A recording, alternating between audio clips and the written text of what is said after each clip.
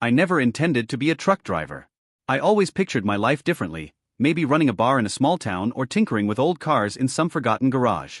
But life has a way of pushing you down roads you never thought you'd travel, and for me, that road was a long dark stretch of asphalt that seemed to never end. It all started with an invitation. I got a call one Friday night from an old buddy, Pete. We hadn't talked much since high school, but he sounded desperate, scared even. Said he needed a favor and that he'd pay me good money. I wasn't in a position to say no, not with bills piling up. So I agreed to meet him at a truck stop off I-90, out in the middle of nowhere. When I arrived, Pete was pacing nervously beside a semi. He looked worse for wear, dark circles under his eyes, his hands twitching like he'd been drinking too much coffee. Or maybe it was something else. "Thanks for coming, man," he mumbled, avoiding eye contact. I need you to do a run for me. Just one. I can't do it myself." Something came up. He handed me the keys and a fat envelope of cash. "It's all yours. The route's simple, just take the back roads. Avoid the highways." I hesitated. Why the back roads? What's in the trailer? He swallowed hard, his Adam's apple bobbing up and down like a buoy in a storm. Just don't open it, okay? You don't want to know." That should have been my cue to walk away, but curiosity has always been my downfall. I nodded, took the keys, and climbed into the cab. The first few hours were uneventful. Just me, the hum of the engine, and the endless stretch of road. The cab was old, smelled like stale cigarettes and spilled coffee, but it had character. I decided to switch on the radio, trying to drown out the quiet that seemed to press in around me. Static crackled, then a low, droning voice came through, broadcasting an old blues song that was so distorted it was barely recognizable. I glanced in the rearview mirror, and for a moment, I thought I saw movement in the trailer. Just a shadow, a flicker. But when I looked again, there was nothing. My heart thudded in my chest, and I shook my head, laughing at myself for getting spooked so easily. Then, I noticed something strange. The radio began to cut in and out, but it wasn't static this time. It was a voice. A woman's voice, whispering. Her words were indistinct, garbled like she was speaking underwater.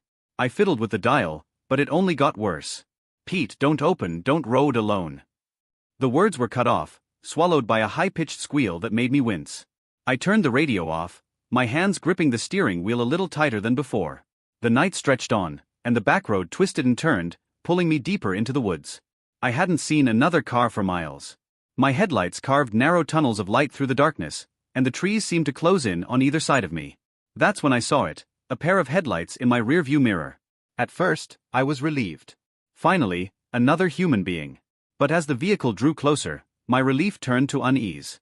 The headlights were too bright, blinding, and they seemed to flicker like an old fluorescent bulb. The car pulled up close, almost tailgating me. I could barely make out the outline of a driver. Just a shadow. Then, without warning, the headlights cut out completely. I blinked, confused. The road behind me was empty. The car had vanished. I slowed down, peering into the darkness, but there was nothing. Just the night and the road stretching back into the unknown. I laughed nervously, shaking my head. "Get it together," I muttered to myself, pressing down on the gas. An hour later, I saw a figure on the side of the road. At first, I thought it was a trick of the light, maybe a deer or a shadow. But as I drew closer, I realized it was a man, standing perfectly still in the middle of nowhere. He wore a dark coat, his face obscured by a wide-brimmed hat. As I passed, he turned his head slowly to follow the truck. I could feel his eyes on me, cold and unblinking. I glanced in the rearview mirror again, and he was gone. Just like that. I felt a chill run down my spine. The back of my neck prickled, and my hands were clammy on the steering wheel. I couldn't shake the feeling that something was terribly wrong. Then the CB radio crackled to life. A voice came through, soft and distorted. "Keep driving, driver. Don't stop. Don't pick him up." My heart skipped a beat. I grabbed the receiver, my hand trembling. "Who is this?" I asked, my voice coming out more scared than I'd intended. Silence. Then, a different voice, deeper, more urgent. "He's not what he seems. Don't let him in." I threw the receiver down and kept driving, my foot pressing harder on the gas. My mind was racing. Who were these people? What did they want? A sign loomed ahead, "Road closed, detour." I groaned, cursing under my breath. The detour sign pointed down an even narrower, darker road that snaked off into the woods. I didn't want to take it, but I had no choice. I turned down the road, my headlights flickering as I went. The trees seemed closer here, their branches hanging low, like they were reaching out for me. As I drove, the road seemed to twist and turn back on itself, like I was driving in circles. The GPS on the dashboard blinked, recalculating, then went dark. I tapped it, but it stayed off. The CB radio crackled again, but this time, it wasn't a voice. It was laughter. Low, guttural, and it sent a shiver down my spine. I felt like I was being watched, like something was in the cab with me, just out of sight. Then, I saw it again in the rearview mirror. The hitchhiker. Standing in the middle of the road, just staring. I didn't slow down this time. I floored it. The road twisted and turned, and my nerves were shot. I had no idea where I was. The clock on the dashboard had stopped. My hands were shaking on the wheel, and my mind was racing with thoughts of what could be in that trailer. I needed to know. Against every instinct screaming in my head, I pulled over. The truck hissed as it came to a stop. I grabbed a flashlight from the glove compartment, took a deep breath, and stepped out. The cold night air hit me like a slap in the face. I walked around to the back of the trailer, my footsteps echoing in the stillness. The whispering voice from the radio played over and over in my mind, a broken record I couldn't turn off. My hand shook as I reached for the latch. I paused for a second, listening. Nothing. Just the sound of my own ragged breathing. I pulled the latch up. And that's when I heard it. A low, rumbling growl, coming from inside the trailer. The growl stopped me cold. It was deep, primal, and it resonated through the metal of the trailer like a drumbeat in my chest. My hand froze on the latch, my instinct screaming at me to get back in the cab and keep driving. But curiosity clawed at me. What could Pete possibly have put in there? What could make a sound like that? I leaned closer, pressing my ear against the cool metal. For a moment, there was silence. Then, a soft shuffling sound, like something dragging itself across the floor of the trailer. I could hear breathing now, low and heavy, and something that sounded like claws scraping against wood. My heart was pounding so hard it felt like it would burst from my chest. I knew I should leave, lock the trailer back up, and keep going. But my hand had a mind of its own. Before I could stop myself, I yanked the latch up and threw open the doors. The flashlight beam sliced through the darkness of the trailer, illuminating stacks of boxes and crates, but I couldn't see anything that could make that noise. I stepped up onto the trailer's lip, shining the light around. Nothing moved. Just as I was about to turn back, I saw it. In the far corner, behind a stack of crates, something shifted. I squinted, trying to make out the shape. It looked like a person. But not quite. Too big, too hunched over. Hello.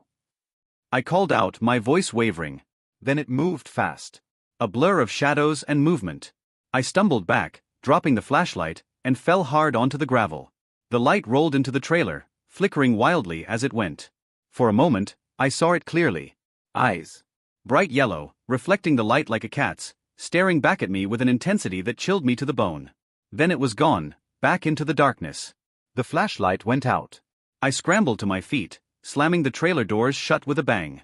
My hands were shaking so badly I could barely get the latch back into place. Whatever was in there, it was staying in there. I ran back to the cab, practically diving into the driver's seat and slamming the door shut behind me. I grabbed the keys, my hands fumbling as I tried to shove them into the ignition. I glanced at the side mirror and saw the hitchhiker again, standing right behind the trailer now, his face still hidden by the brim of his hat. But he wasn't moving. Just watching. Waiting. The engine roared to life, and I didn't waste a second. I slammed my foot on the gas and tore down the road. The truck fishtailed, gravel flying, but I didn't care. I just wanted to get away. The CB radio crackled again. "Driver, you shouldn't have looked," the voice said, a different one this time, calm and slow. "Now you've seen it, and it's seen you." "What the hell is this?" I shouted into the radio, panic tightening my throat. "Who are you people?" But all I got back was static. I drove for what felt like hours, my hands gripping the wheel so hard my knuckles were white. The road seemed endless, winding deeper into the woods. I had no idea where I was anymore. The GPS was still dead, and my phone had no signal. I kept glancing in the mirrors, half expecting to see those yellow eyes staring back at me. But there was nothing. Just the road, stretching out behind me like a black ribbon. Then, up ahead, I saw headlights. A truck was parked on the side of the road, its hazard lights blinking. As I got closer, I could see a figure waving me down, a woman with long dark hair. She was standing in front of the truck, her arms flailing, trying to get my attention. I slowed down, my heart racing. She looked terrified, her face pale in the glow of the headlights. She was mouthing something, but I couldn't make out the words. I pulled up beside her, rolling down the window just enough to hear her. "Please, you have to help me," she shouted, her voice panicked. Something attacked my driver. "We need to get out of here." I hesitated. Everything in me screamed not to trust her. But she looked so scared, and I didn't want to leave her out here alone. "Get in," I yelled. "Hurry." She ran around to the passenger side and climbed in, slamming the door behind her. Her hands were shaking, and she kept looking back down the road. "What happened?" I asked, trying to keep my voice steady. "I don't know," she said, breathless. "We were just driving, and then it came out of nowhere. It attacked him, dragged him off into the woods." I glanced at her, trying to gauge if she was telling the truth. Her eyes were wide, her face pale, but something about her seemed off.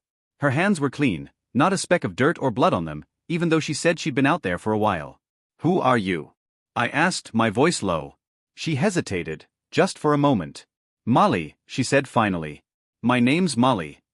But something in the way she said it didn't sit right with me. I nodded, gripping the wheel tighter. "All right, Molly. Just hang on. We'll get out of here." I hit the gas, speeding down the road. I glanced at her again, and she was staring straight ahead, her face blank. Her eyes, they didn't seem scared anymore. They seemed hungry. Molly was silent beside me, her breathing too steady, too calm. I could feel her eyes on me, studying, calculating. The road stretched on, and I kept one hand close to the door handle, just in case. Then, I noticed something strange.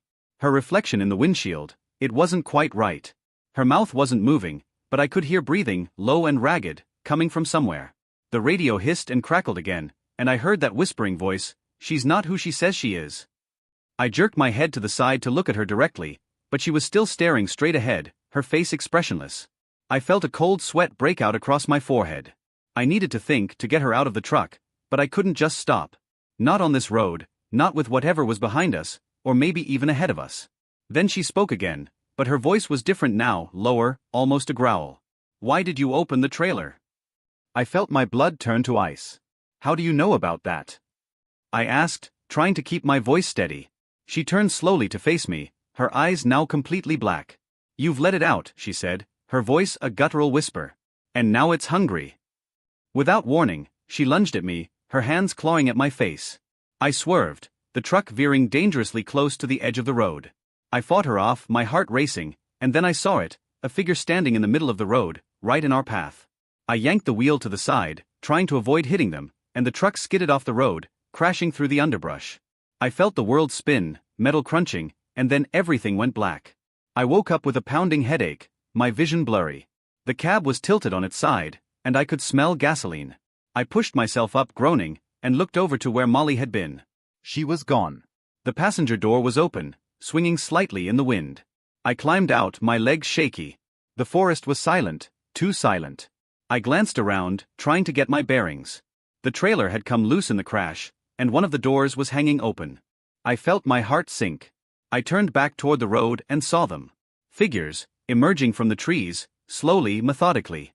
Their eyes were all black, just like Molly's. They moved in unison, their footsteps eerily synchronized. I backed up, my mind racing. I had to get out of here. But there was nowhere to go. And then I heard it again, the low growl, coming from the trees. Those yellow eyes, gleaming in the dark, watching me. I knew in that moment, I was not getting out of this alive. I knew I had two choices, stand my ground against the figures or run into the woods. The figures were closing in, their black eyes locked on me, mouth slightly open as if tasting the air. The growl from the trees grew louder, more insistent. I didn't have time to think. I bolted toward the trees, away from the figures. Branches whipped at my face as I crashed through the underbrush. My lungs burned, but I kept running, the growling getting closer. I glanced over my shoulder and saw the figures standing at the edge of the woods, not following. It was almost like they were afraid of what lay deeper within. But I had no choice. I kept running until my legs gave out and I collapsed onto a patch of cold, damp earth. I leaned back against a tree, catching my breath, my heart pounding in my ears. Then, I heard it, soft footsteps approaching. I held my breath, pressing myself tighter against the tree. A figure emerged from the shadows. It was Pete. Pete. I gasped, relief washing over me. But Pete's face was drawn, eyes hollow, his skin pale as if he hadn't seen the sun in days. He glanced around nervously, then back at me. You shouldn't have come, he whispered, his voice trembling. I told you not to open the trailer. Now you've let it out. What is it, Pete? What the hell is going on? I demanded, fear giving way to anger. He shook his head, stepping closer. It's something old, something that feeds on fear and darkness. The people who hired me, they were desperate. They wanted it moved, hidden away. I didn't know it would be like this. I grabbed him by the collar. Why did you drag me into this? Tears welled up in his eyes. I thought I could escape it. But it always finds you. Once you see it, once you know, it never lets you go. Before I could say another word, the growl came again, louder this time. Pete's eyes widened with terror. Run, he whispered. Run and don't look back. I didn't need to be told twice. I took off again, crashing through the underbrush, Pete following close behind. The growl turned into a roar, and I could hear something crashing through the trees behind us, moving fast, too fast. My lungs screamed for air, my legs ached, but I kept going. Pete stumbled and fell, and I skidded to a stop, turning back to help him. But then I saw it, a shape dark and hulking, emerging from the trees. Its eyes glowed a sickly yellow, its form shrouded in shadow, almost as if it were made of the darkness itself. Pete screamed, a blood-curdling sound that sent shivers down my spine.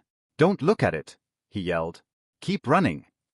I did as he said, tearing my eyes away and sprinting deeper into the woods.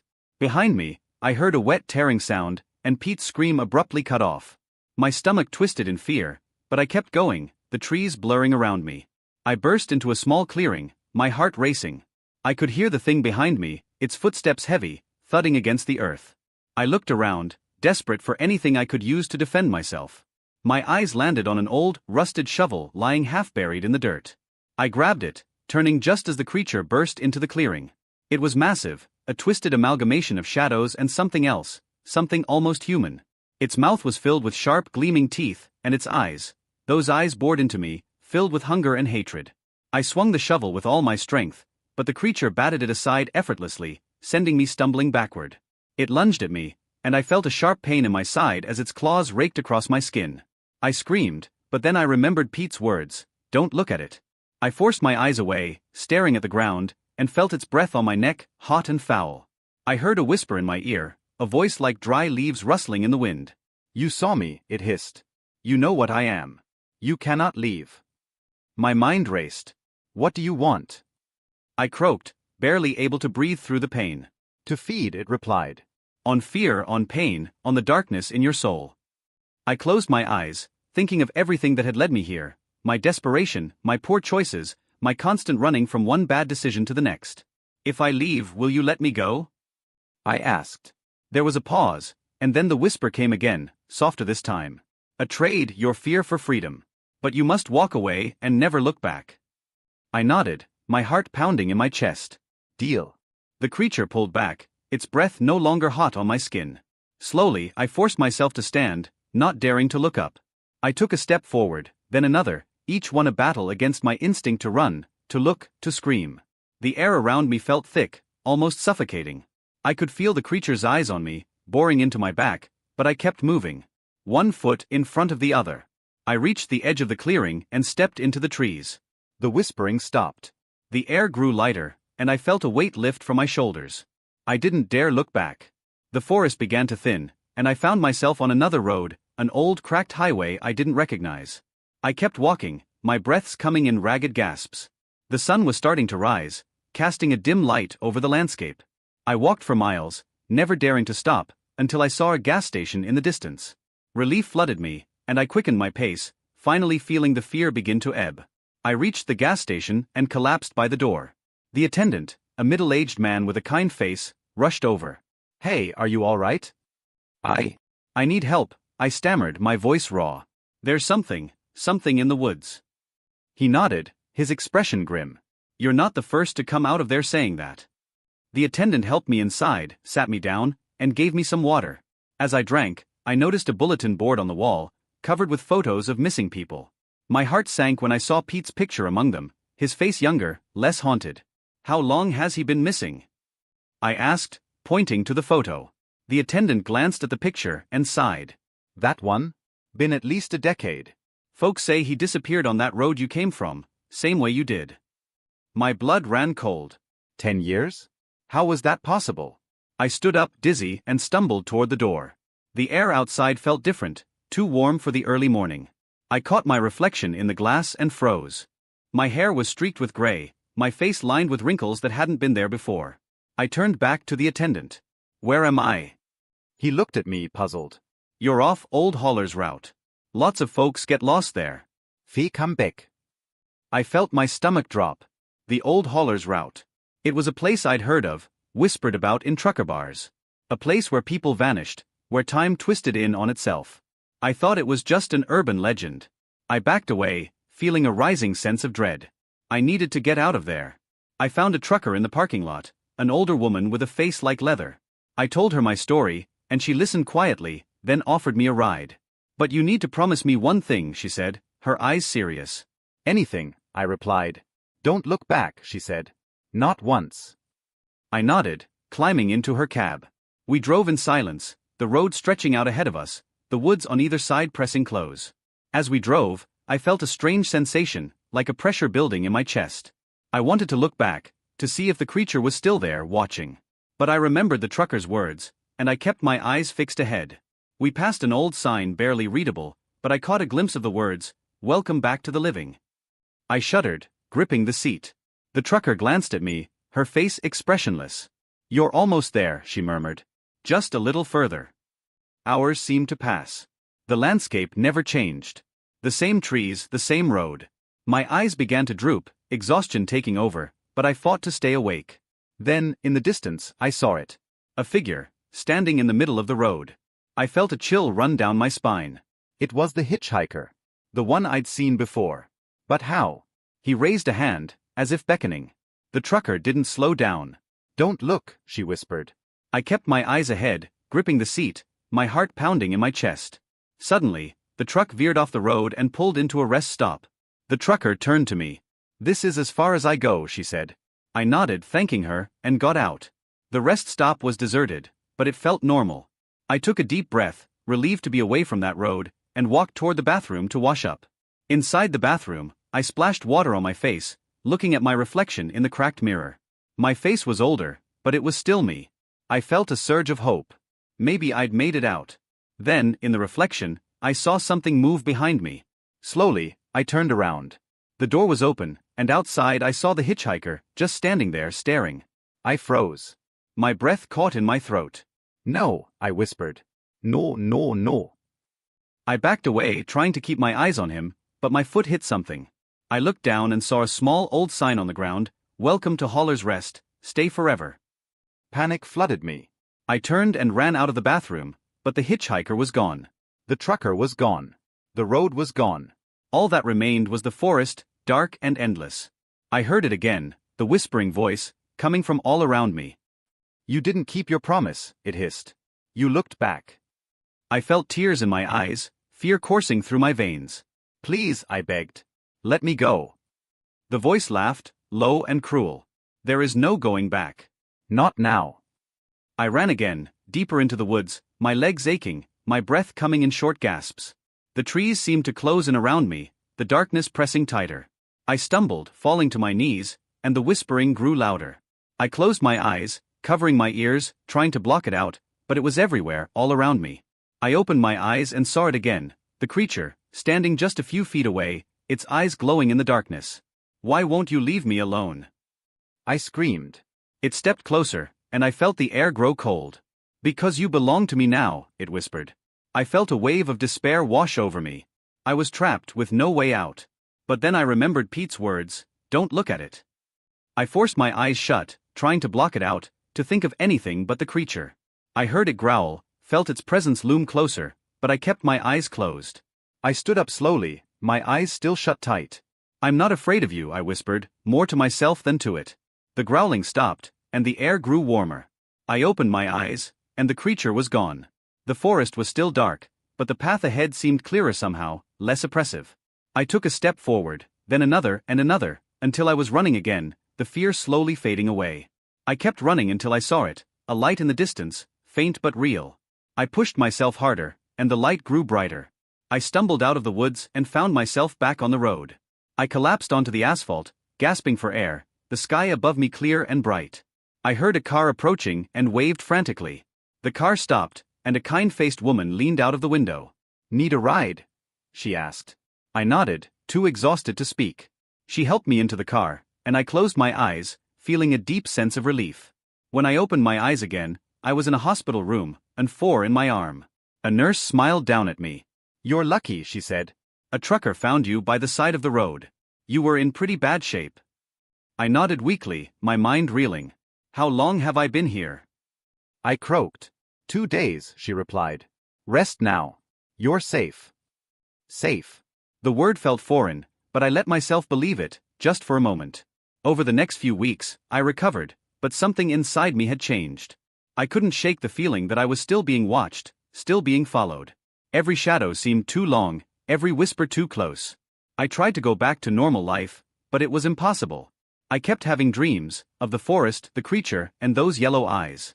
One day, I received a package in the mail with no return address.